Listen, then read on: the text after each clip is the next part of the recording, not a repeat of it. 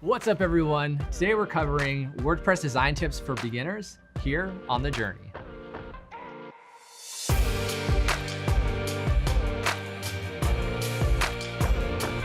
right, I am brand spanking new to WordPress. Okay. Where do I start? I'm so overwhelmed. It is super overwhelming, and I think a lot of people do when they start to build their very first site is they just go gung-ho and just start trying everything. And they go in without a plan. So my first tip for you is to really have a plan for your website, right? So when someone comes to visit your website, what are some things that you want them to do? For me, the most important thing is they need to find all of our fresh new content on the homepage. So we have a lot of content coming out daily, whether it's interviews or news articles. So I want them to be able to find that and easily find the thing that's most relevant to them. Right, so just kind of go down the rabbit hole of all your content, getting the freshest first, Yep. and then possibly find, oh cool, here's a related article, and then Yep. here's another Yep. article. So that's super important. You Yeah. have a plan for your visitors. So same thing with you. When you want someone to visit your site, is it just to get information about you? Is it to call you? Is it to contact you? Is it to buy your product? Whatever it is, you want to have an idea of what that is going forward. So that way, when you develop your website, like that is priority number one with whether you're designing the site or you have someone designing it for you. Okay, so I have a homepage, but other than that, what other pages are important to have? So homepage, definitely important. If you don't have a homepage, you don't really have a website. So that's kind of important. But other than that, you want an About Us page. You want to talk about yourself and really talk about how you help the visitor, the consumer, the customer, right? The About Us usually in typical fashion, like here's the company's history. Yeah. But a lot of people may not care about that. With your About page, have it really about how you help them, a little bit of your history, but more important, how you help them.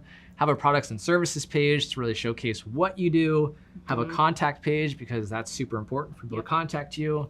And then lastly, a testimonials page. People love that social proof.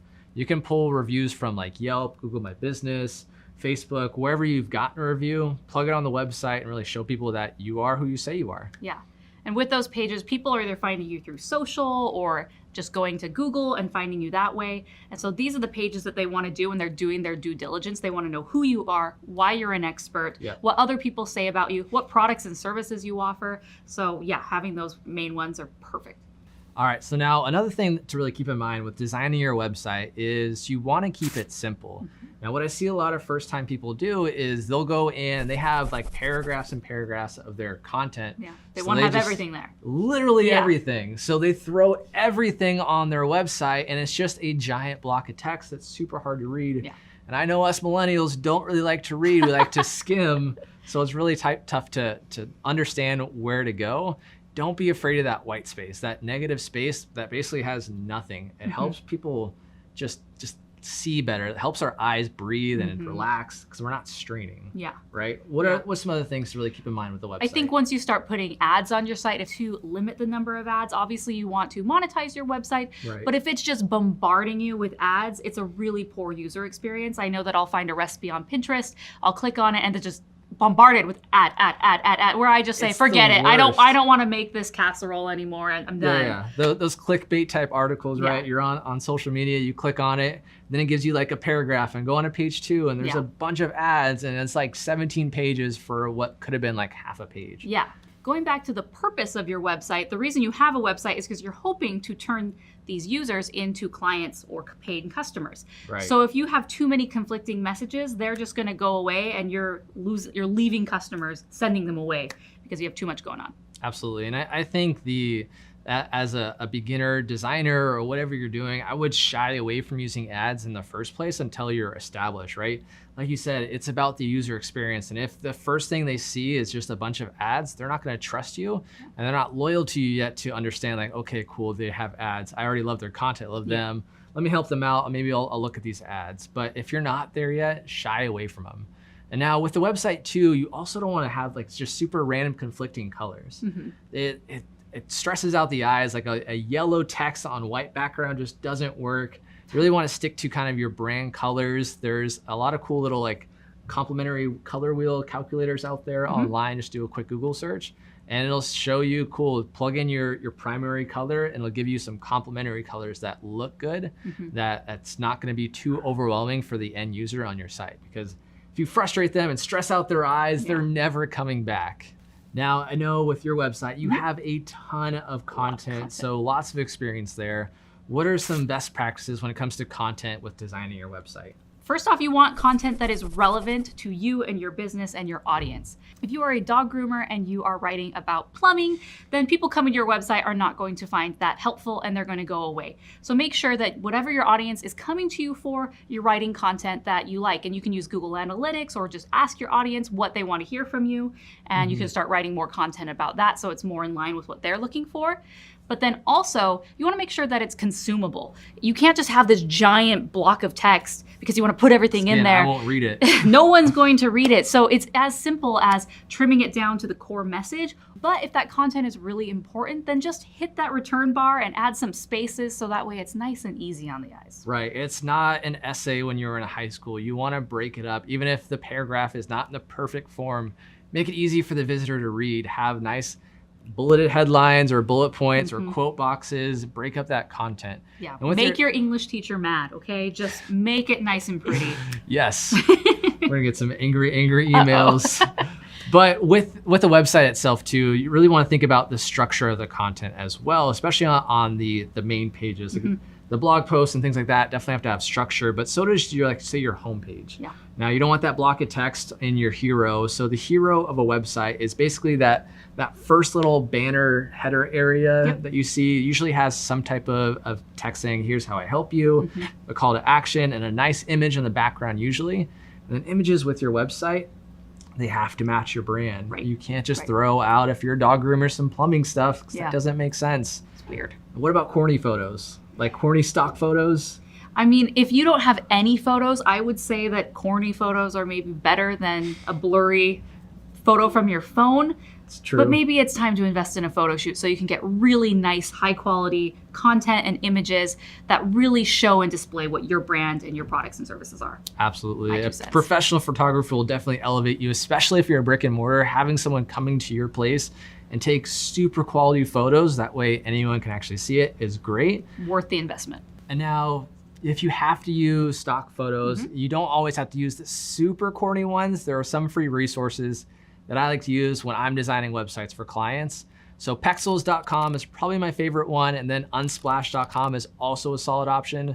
Basically, photographers are going on there, uploading some of their best work to get exposure, and they're giving away for free, which is super awesome and helpful. You can donate to them if you really like their stuff, but it really elevates your website, so it has some beautiful imagery, especially when it's on brand. Okay, this is awesome, but what else do I need for my website? Right, so with your website, you really want that purpose of it, right? We talked about what is the goal of the website. Part of that goal is having a call to action, and not just one call to action up in the hero. You want multiple call to actions throughout.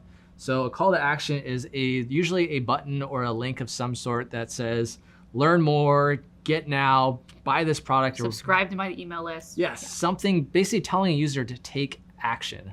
So again, you want to have it in the hero image, but you also want to have it throughout the website itself. At the end of blog posts, I really like to have it up at the top of the navigation bar in the upper right, just because of the way that people's eyes kind of travel around the website. It's usually in a Z formation. So to start at the top left, which is usually your logo, they'll move over and have the navigation, but then have a call to action right there. And then they'll kind of scroll down, they'll see other content, and to the right, they'll kind of finish off. And especially if that menu bar kind of scrolls down, that call to action is always there for them to see and use and take that action. Nice. Neely pro tip, guys. Take notes.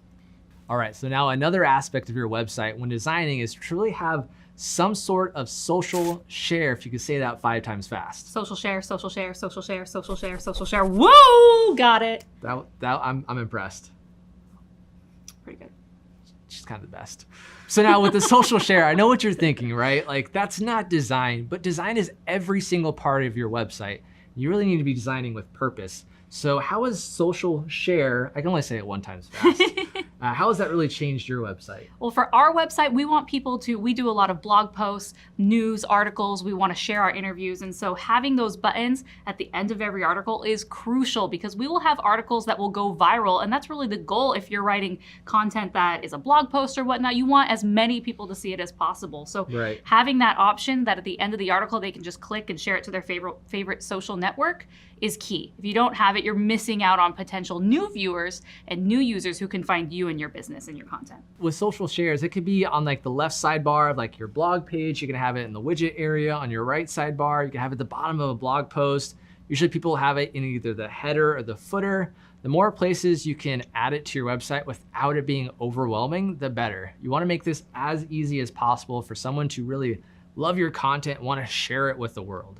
Now, another aspect that you really want to keep in mind, and a lot of people don't think of this as designing the website, is planning for SEO. SEO is all about the website design and what you put into it. What are some things to keep in mind when really designing for SEO? Yeah, so you have this website, you want it to be found, and there are certain things that you have to do when building and designing your website, so that way Google and other search engines can actually find and read your website. Right. So the first one is your source code. There's certain ways that you need to structure your website, so that way the crawlers can find it. An example are the image alt tags. Google is not a human. It doesn't really know what your images are about. It's a robot, right? Yep. And so you have to go in and put text to describe, hey, this is a picture of a dog being groomed. So that way Google knows that this picture, this website is relevant for those search terms. So again, this all goes around, you have to structure your website in a way that Google wants, but then also your content, you have to have your keywords in there that's relevant to you and your business. So where you're located, Yes. what your products and services are, your business name, make sure all of that is found in the content of your website because that all helps with your SEO.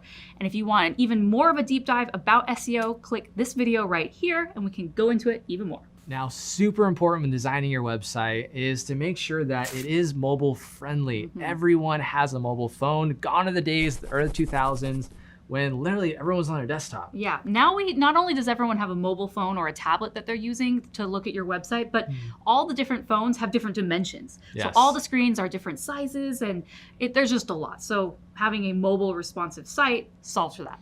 And most WordPress themes have some sort of responsiveness that'll make it look good no matter what device you're using.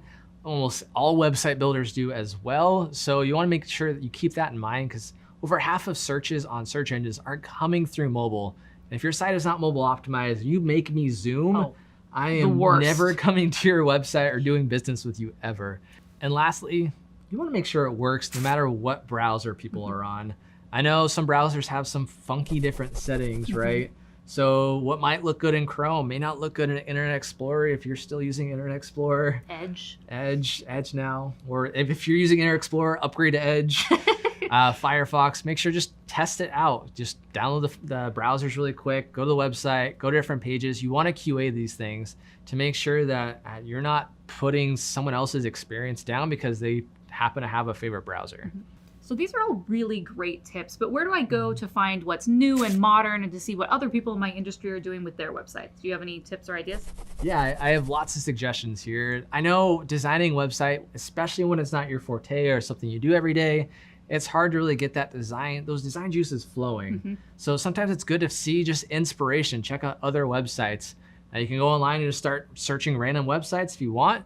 But I have two recommendations that these sites really just highlight the kind of the best of the best. The first one is awards.com and the second one is behance.com.